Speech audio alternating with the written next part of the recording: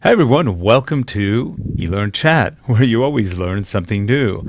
We are joined today by one of the survivors of the Ark, maybe. Lesley Price is here, and boy, is it raining out where she is. Well, you're not raining right now; it stopped. It stopped today, but Yeah, wow, it was sure raining yesterday. yeah, it's a lot of rain. Anyway, Lesley is with www.learnappeal.com. Definitely go check them out. It's a great charity and they do wonderful work. And joining us on the audio mixer and the video switcher, we've got Harold Muliati. He's also going to be manning the social media. If there's any comments in the chat room, he'll be taking care of that. And we've got a great guest today. Dr. Karl Kapp, he's joining us again. We're going to talk about the Stepaway Conference and his new book on microlearning. That'll be great. Here we go.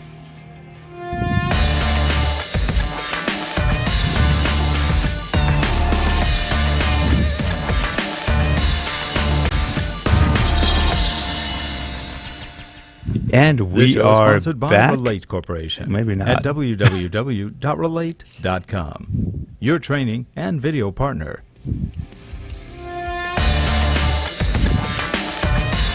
We're definitely not back. Here we are. This is a live show. Things happen.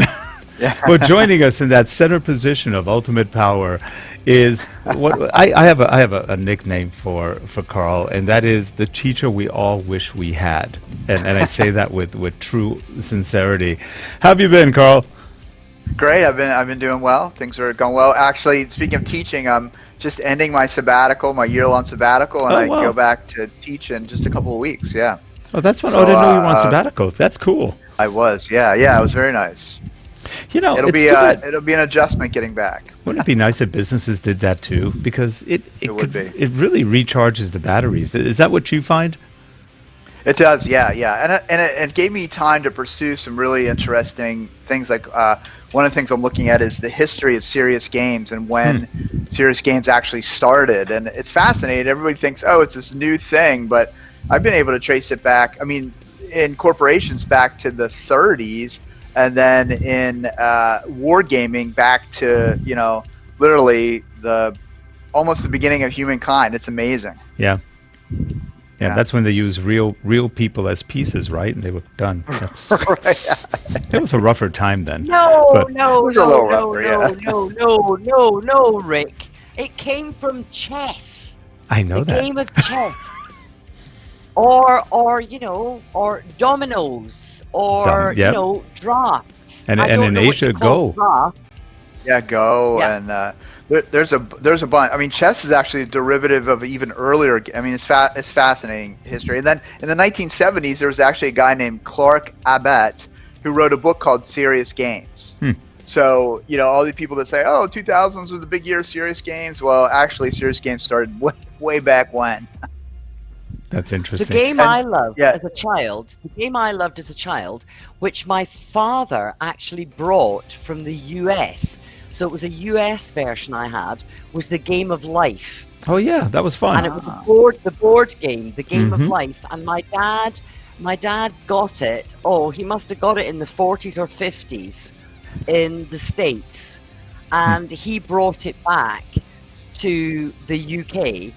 And I loved playing that as a child. And then my brother and sister, when they were little, the big game was Mousetrap. Well, now, Karl, Yeah, it those are was both an- great games. was it you that was telling us that Interactive. board games are on the rise again? That they're becoming very They are, popular? yeah. Very popular, yeah. Like 2017 or something like that, 2018, there were 5,000 new board games created. So That's it's amazing. definitely growing in popularity, yeah. It's amazing, and they're fun. I remember as a They kid, that's are. all we did is play board games, and they were a lot of fun. Yeah. And you got to learn things, and you learned strategy, among other things, and they were just a lot of fun. Now, you've had a very busy sabbatical because you've written some books. You've got a new book coming out just, about 2 more weeks? Yeah, September 24th, I think is the date, and it's called Microlearning Short and Sweet.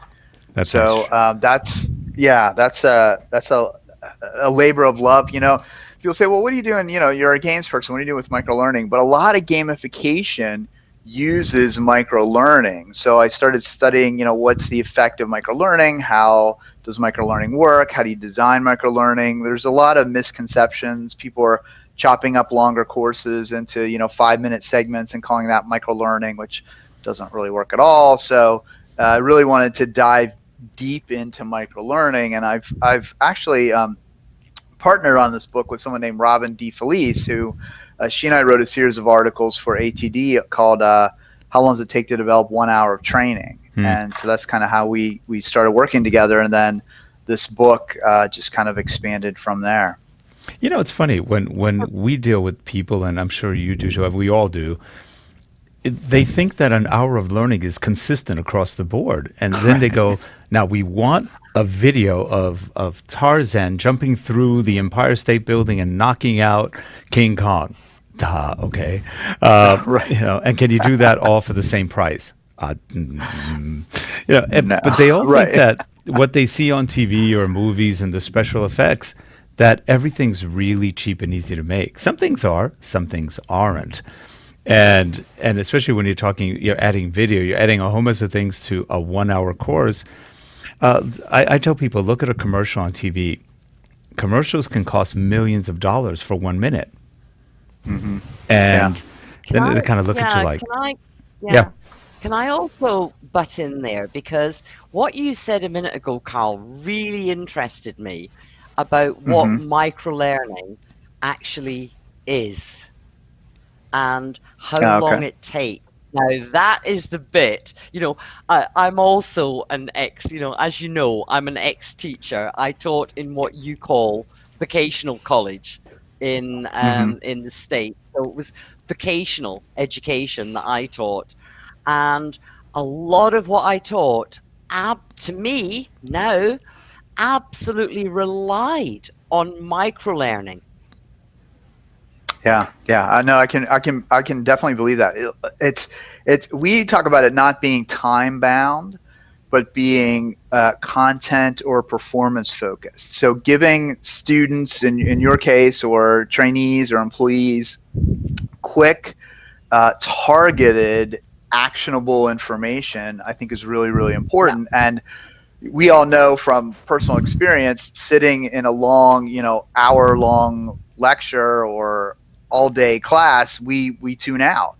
And sometimes having a quick piece of information, and then you apply that knowledge, and then another quick piece of information, apply that knowledge, works really, really effectively. And we actually broke because I'm an academic, so we broke microlearning into different types of microlearning. So there's a performance-based microlearning, there's content microlearning, there's persuasive microlearning. So we actually took and said, well, what kind of microlearning gives you what kind of results? And that's a lot of what we based the book on. So that there's even microlearning we call pensive microlearning, where it's almost a prompt to get you to think about solving problems or dealing with difficult situations. So there's a lot of different ways that one can implement microlearning. And I always say, if you're a good instructor, you naturally are doing that in your delivery, and we just kind of codified that and formalized it. Yeah, and you did a really good job on it. You made the concept easy or simple. Yeah, well, one of the things that I did with my students, and they had to learn. I taught marketing, applied business economics, entrepreneurship. And one of the things I did with them every year was to get them to raise money for a charity. And I told them that they had to do that, but they had to come up with a concept that would raise money.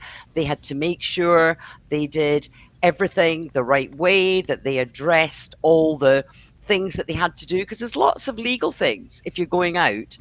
And they got a special prize if they managed to get the community college where I taught at, if they managed to get it in the local newspaper. That got extra points. And the young people, and they all did something different to raise money. Some dressed up, some did other things. Some were had crazy ideas, like, but actually made the most money, that they went out and sourced really, really fantastic prizes for a raffle. Really, Yeah. brilliant prizes. And they got most of the students in the college to only pay a very small amount of money to then win this prize. Now, No to prize. me, That's great. that was micro-learning. Yeah, that's those small bits of information and learning and pieces, and then building on that is definitely a form of micro learning. Now, Karl, what would you say the biggest misconception regarding microlearning is? Wow, that's a great question. I think one of the big conceptions is, two conceptions I always talk about. One is people, every new learning trend, people think is going to replace how we traditionally did instruction, right? So now people are saying, oh, we no longer need, all this instruction because we just can do it in micro learning chunks. But I always say, Sully Sullenberger, who landed the plane on the Hudson, didn't learn how to do that through a series of micro learning vignettes, right? I mean, he had hours and hours and hours of experience. He had years of flying jets. So there's a certain type of knowledge that really requires deep immersion in that knowledge. And so microlearning, not the replacement. And the second is that thing like, oh, microlearning can't be longer than 5 minutes, or it can't be longer than 10 minutes, or it can't be longer than 2.5 minutes. There's no universally accepted time period. We know some of the research. We actually looked at the research and we said, okay, our definition's not time-based, but some of the research does suggest, especially with video-based instruction, that 5 to 6 minutes is about when people start dropping off. But they say, but it varies. If they did some research where if you're trying to get certified, your attention span suddenly becomes longer, right? Because you're more motivated to watch it longer. And sometimes poor instruction won't even hold anybody's attention for a minute. So there's no universal rule, but we try to look at some of the research and some of the theories behind it, as well as practical application. And it's being applied in a lot of companies, a lot of organizations. So it is and can be successful if it's implemented correctly. Yeah, sounds good. But isn't it like everything else? It's about the implementation, because It certainly is, in my experience, that is very often where things went upside down, if you want to call it that. I'm being very polite here. I'm being polite.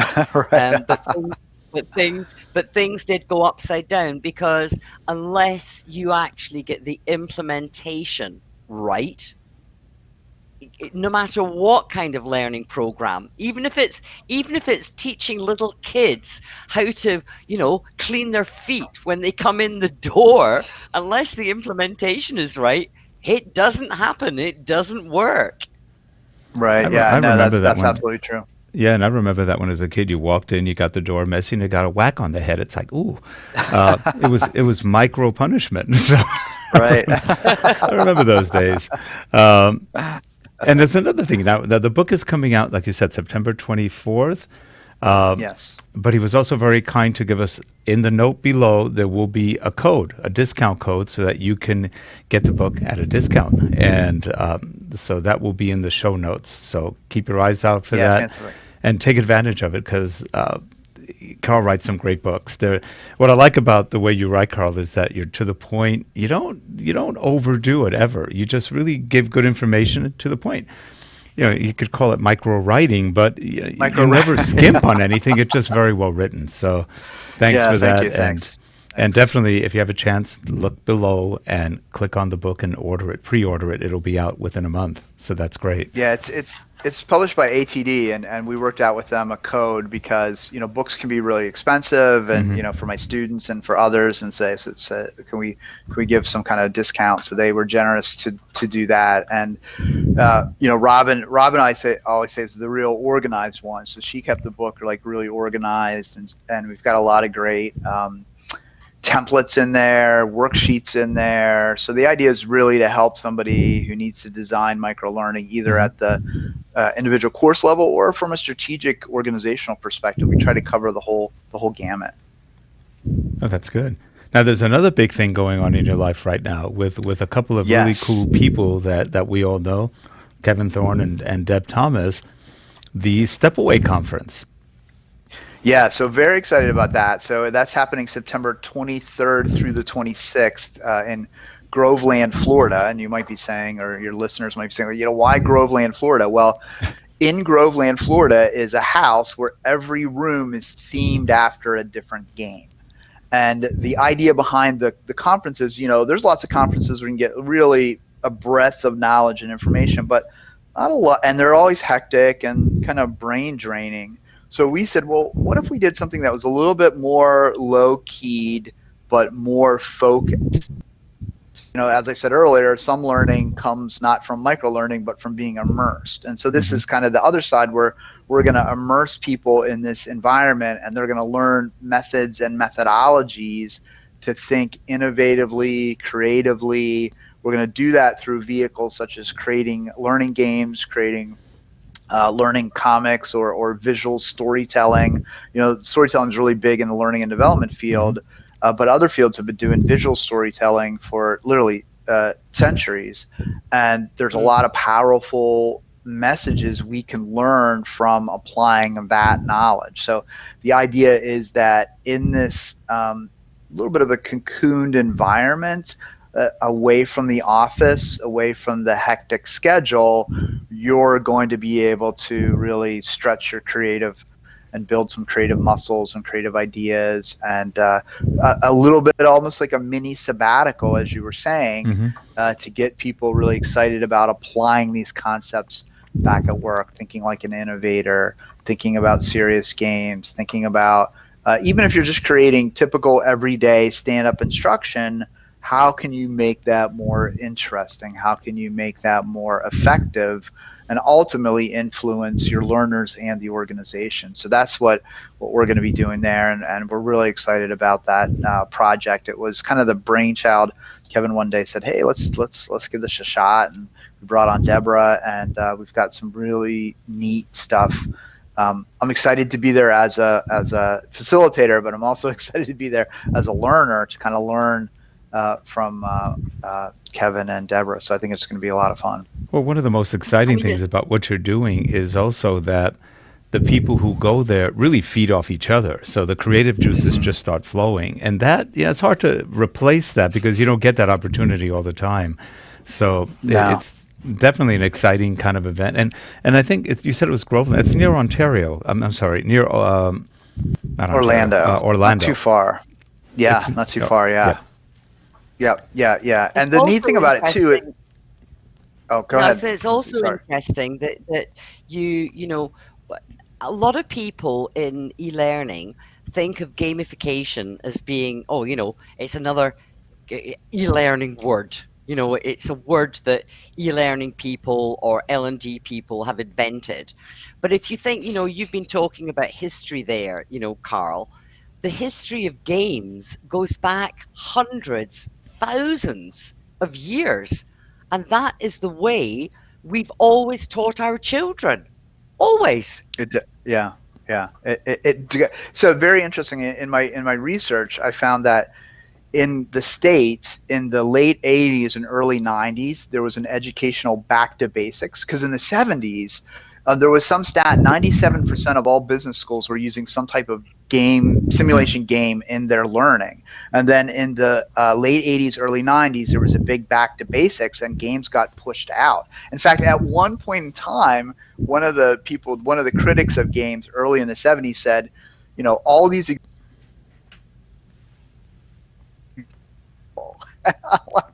that's not happening anymore. So it was really kind of interesting how it's kind of ebbed and flowed.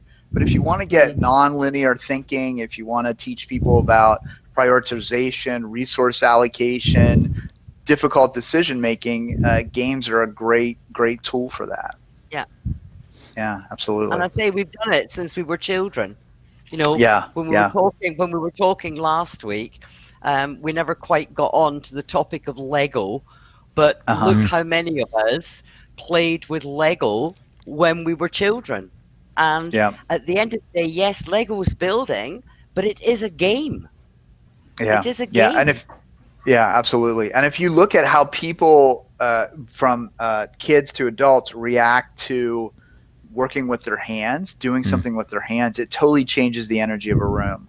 So you could be lecturing to someone all you want, but the minute you get out Legos and you give them a task with that or any manipulative, it definitely changes the tenor and the pacing and the excitement in the room. It just raises it way up. Yeah. And one of the things I think that instructional design is a methodology that in some ways I think dehumanizes the learning process, right? It's a scientific approach to learning, but people learn because they're humans, and they learn because of the interaction, as you were saying, Lesley, and they learn because of how other people react. And sometimes I think we forget about that, and to our own detriment. Well, that'll be good. In your conference then, in your step away thing, you're actually going to be bringing people together with games to learn. It sounds really exciting. Right, yeah. And the other concept is, you would go to a conference and you wake up the next morning and you're having breakfast and you're like, oh, I could do this. And then you forget, you get in the hustle and bustle of the day. So we're hoping that, hey, at breakfast, you were thinking of how you could do visual storytelling, and there's Kevin Thorn sitting across from you, and there's no agenda. And you say, hey, Kevin, I'm thinking about this. What do you think? He goes, that's great. Yeah. Why don't we, talk about that more during the day, or, come over here and we'll discuss it. So it just gives you that one-on-one chance to talk to everybody who's there and bounce ideas off of everybody, and the collective knowledge base we think will just increase. And some of the best times I've had teaching is not teaching, but I'm in the break room. We have a break room for our students, and I just casually walk in and we end up having a discussion. And I get feedback literally years later. A student will say, hey, Dr. Kapp, I remember in the break room we were talking about da-da-da, and that's when I decided I would pursue this. And just that little, do you remember that conversation, Dr. Kapp? And I'm like, I think so, right? Yeah, probably, yeah. But, sometimes you don't know where this conversation is going to go or what the result will be. And it's that kind of environment we want to try to reproduce. One of the most difficult things that I've ever had to teach any group of students was how our economy, not just UK economy, how economies work, how, the circular flow of the economy works, how economics works, how, you put up on a board and you've got supply and demand and it's straight lines. Sorry, that's not the way it really works in real life.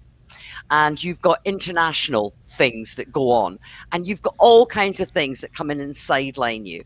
And one of the things that I did with my students to teach them applied business economics was play something called the treasury game. And they were given targets, and then they made decisions, and then they had to come out and then pick cards. It was a bit like, I can't, it was not quite like the game of life, but similar, or not quite like Monopoly, but similar, or not quite like Cluedo, but it was a game. It was a game that they were playing. And honestly, the discussion that these young people had in groups, saying, one of them, we'll lower the interest rate, and the other one saying, no, we're not, because if we do that, this will happen. And they got so intense. And it was called the treasury game. And I used to do it in a lecture hall with 200 students. Wow. Before the days, and the funny thing is, of technology. And Lesley, you know that no two economists ever agree on anything. Nope. They don't. So there was no right. There was right no right or wrong and no answer. wrong answer. Yeah, that's interesting. Actually, we're interviewing an They economist loved later it. today in our Life Ed show, Dr. Ed Stewart, who's an absolutely wonderful guy. He's really interesting. Yeah. He's a specialist in Russia and other economies, but fascinating guy. And he's I think he retired from teaching, but he's still teaching. He still works part-time, and now he's taking students on junkets to Russia for just training and learning to see how other countries do things. It's really interesting. Neat. Yeah. But But to teach applied business economics with a game and how the economy works. Well, with look a at game. Monopoly. Look at something like Monopoly. You know, he who buys or she who buys more houses tends to win. Right. You know, unless they buy too much and they wind up without cash, and you hit the guy who had another bunch of houses. Jail. Yeah. Well, Monopoly has an interesting beginning. One of the precursors to Monopoly, no one's exactly sure how it started, but in 1903 was a game called Landlord, and that was a game for social change because it was about the evils of landlords, Right. and to teach people to be aware of what landlords did to try to take more money from you that they didn't deserve. And, now it's an entertainment game, but at one point it was really a serious game about here are the dangers of renting from, slumlords. So it's really kind of a fascinating history how games kind of evolve like that. If you think of even, the child, Ring Around the Rosie, Pocket Pulls of Poe, that was about the plague. And so a lot of these things that we think are child's play really evolve from very serious issues and concepts, and the same thing will happen as we develop games and as our games grow and reflect. Games are just systems, and we all live in these complex systems like economies and things like that. So the better you understand how systems work, the better you can navigate through life. So it's really kind of fascinating. Yeah, it is. I'm Well, sure I it'll hope be the a conference great does thing. really well for you.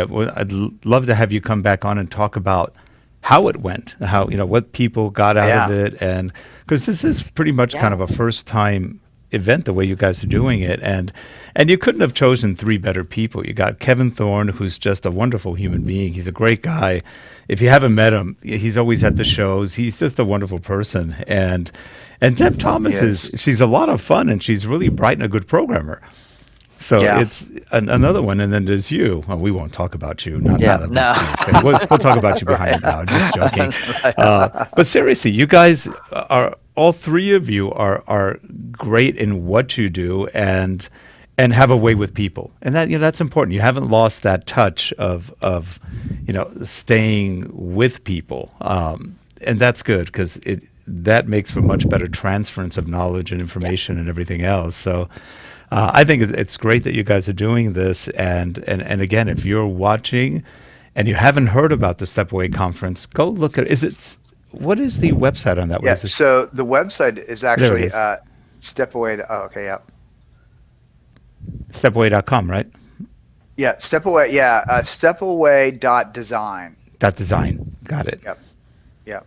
And Kevin set all that up, and, so go take a look at that because it's a really one of a kind conference. It's going to be intimate. There won't be a ton of people.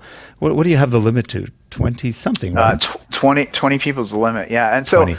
so the thinking was, I kind of liken it to the beer industry. So the beer industry got bigger and bigger and bigger, and then all of a sudden it broke into microbreweries, and now there's all these microbreweries. Yep. And this is the same kind of thing. You have this big learning conferences in the industry that are, churning out and kind of have it down to a formula, and it's very good for a lot of types of learning.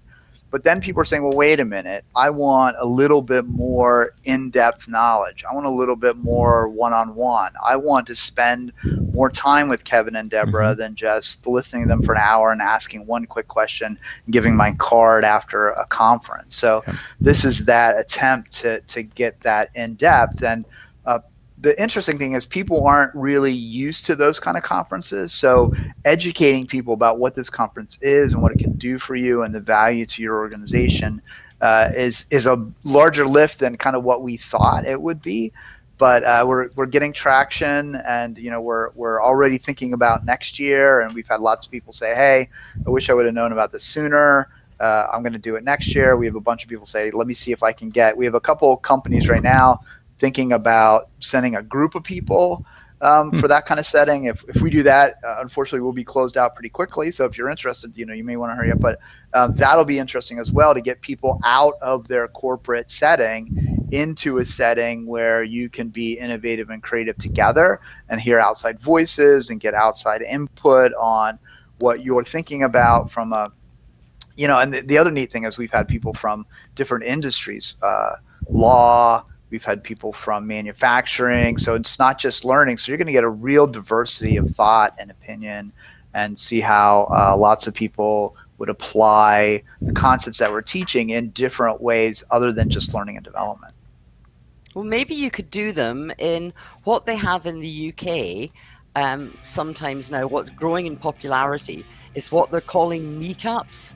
Mm-hmm. So they actually take place regionally.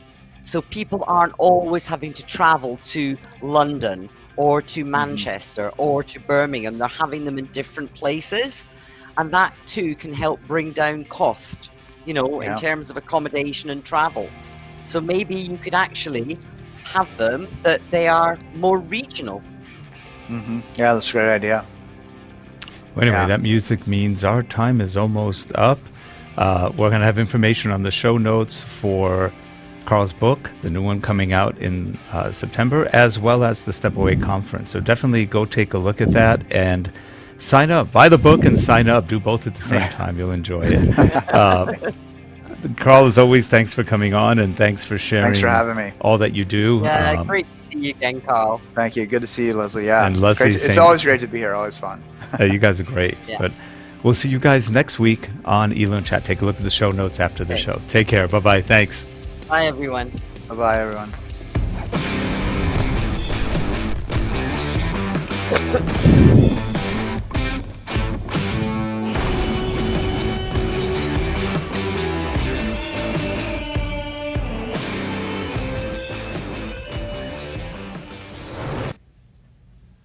That's a wrap.